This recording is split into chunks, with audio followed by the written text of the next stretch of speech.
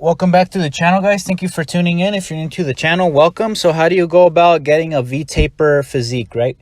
So what's a V-taper physique? It's a physique that emphasizes specific muscle groups, right, to develop an overall look.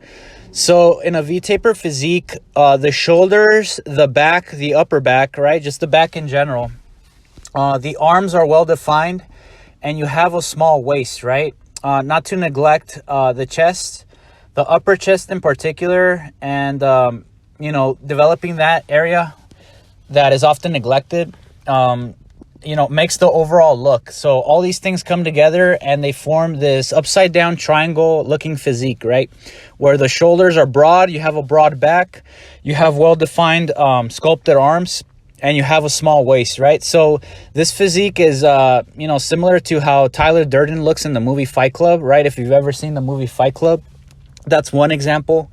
Or if you're into anime, if you've ever seen Jujutsu Kaisen, that one character that faced off against Gojo, that's another example. I forget what his name is. So this is a V-taper physique, right? So first of all, I'm not sculpted like Mr. Olympia, but I can honestly say that I'm in good physical shape, right? I have a good physique. Obviously, there's always progress and there's things to improve, but overall, I feel like I have achieved a pretty good physique. And these are just things that I wish I would have known, or, things that I had in mind when I started my fitness journey and how to go about achieving this physique, right? So the first thing that you got to do is, if you're new to the gym, if you're new to weightlifting in general, the first thing you got to keep in mind is that you want to focus on compound lifts, right? So what are compound lifts?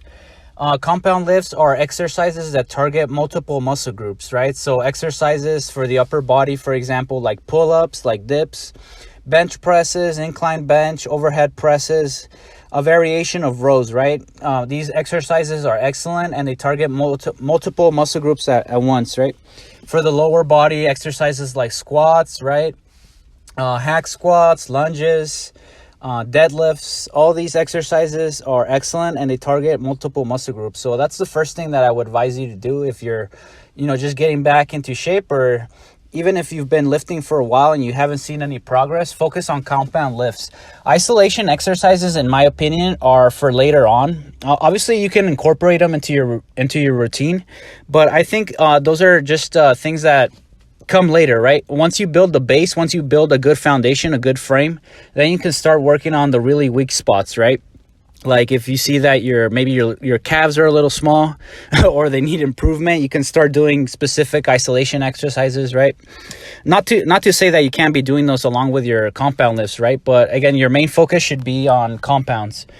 So again, building a V-taper physique, you gotta target the shoulders. The first one is the shoulders, right?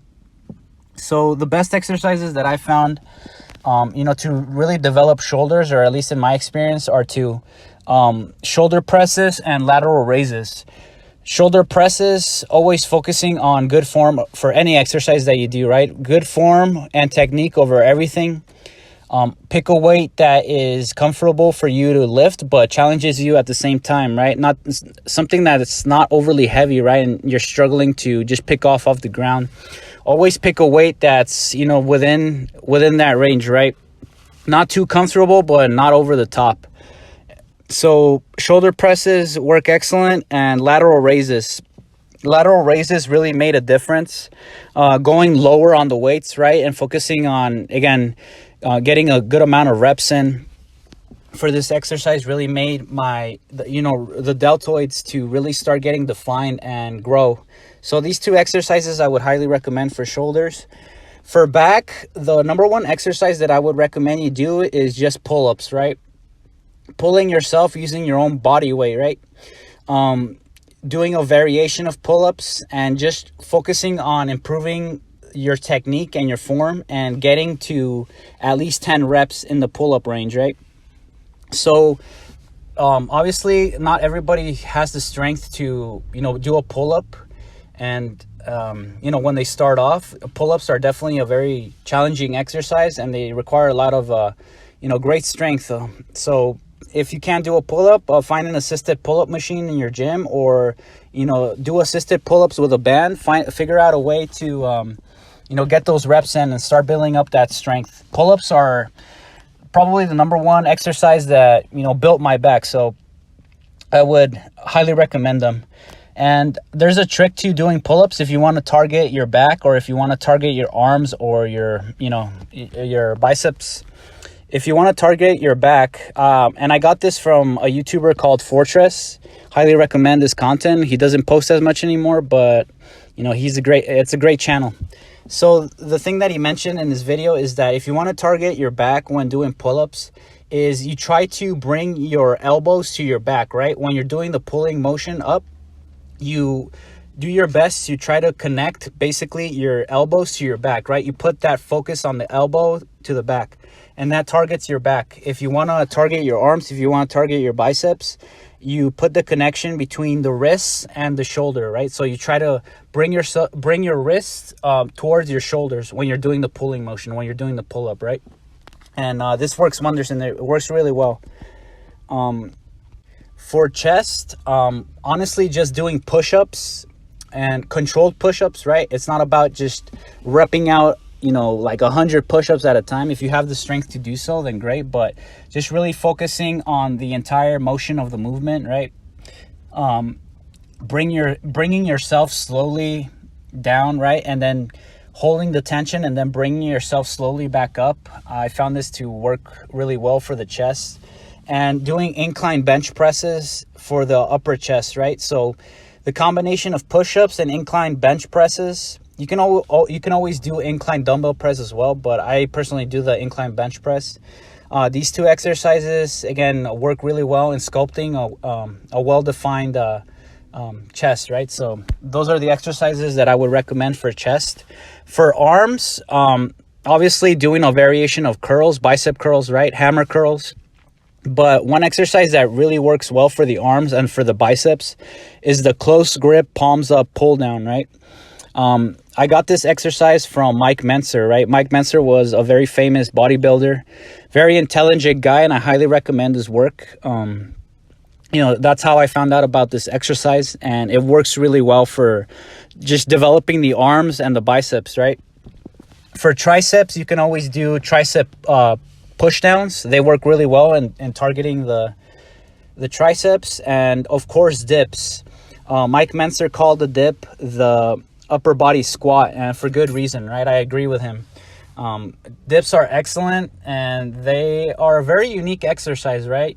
When you get to the point where you can really go all out on dips, it's a great feeling, right? Dips target the chest, the shoulders, the arms, right? The forearms. They're just really it's a really excellent exercise for the upper body. Even if you only did dips and pull-ups for your upper body and you did nothing else, you would still build an incredible physique, right? Just with those two exercises. Also, to include exercises for your back. Again, pull-ups is the one I would highly recommend you do, and put your focus on mastering, right? That exercise alone will really define your back. But you can always do a variation of rows and pulling exercises, right? Seated rows, right? Dumbbell rows, barbell rows.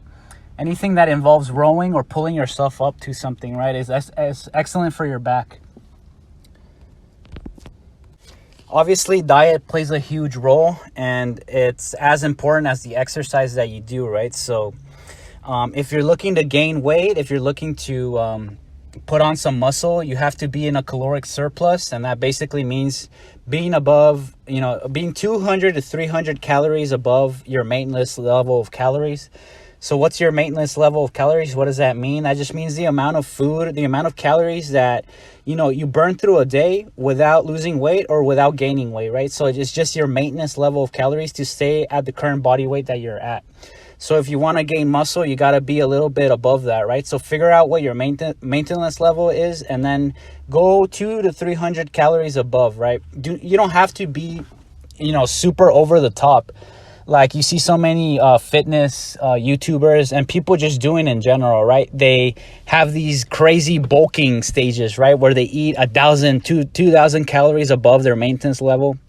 And That's just really unnecessary. You don't need to go that far. You only need a few hundred more calories from your maintenance level to start gaining muscle, right, and putting on mass.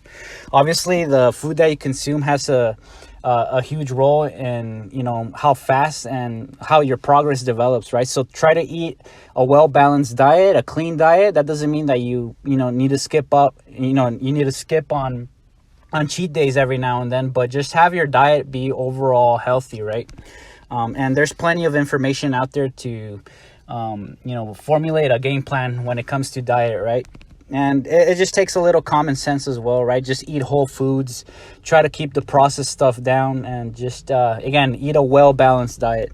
So that's it. That's the exercises that I personally use to build the physique, the V-taper physique, right? It takes a lot of trial and error. It takes, a lot of experimentation and finding out, the exercises that, you enjoy and that work best for you, right? The point is to just be consistent about it, to challenge yourself, right? To progressively overload the weights. Challenge yourself every time you get into the gym, every time you lift weights, and overall, above all, is to focus on good form and technique over everything, right? Don't lift a weight that's way above what you can handle just for ego's sake, right? Or always focus on good form and technique over everything, and slowly challenge yourself to lift heavier and heavier, right? Because the last thing you want to do is get injured, and trust me, getting injured is no fun. It just ruins a lot of things in this area and other areas of your life, right? It just puts the whole process on hold. It's excruciating to just sit by and wait until you're fully recovered to get back in the gym and, start grinding away again. So, you don't want to learn the hard way, right? You don't want to get a serious injury and, be out for months or even years, and have that whole process be slow and, start feeling like yourself again after a while. You don't want to go through that. So, again, focus on good form and technique over everything. If you made it this far in the video, thank you so much for listening. Hopefully something that I mentioned in this video is of use to you. Good luck with your fitness journey. Remember, it's a journey. You're not going to wake up from one day to another and be Mr. Olympia. Enjoy the process, do your best, and be consistent about it, and you'll see the results come, right? Slowly but surely. If you're new to the channel, welcome. I make videos on self-improvement. I give life advice based on personal experience. And I occasionally ramble about random topics like manga, television shows, movies, anything that fascinates me. So if you would like to see content regarding those subjects, then welcome to the channel. Thank you to all the new subscribers. Thank you to all the viewers of this channel. And I'll see you in the next video.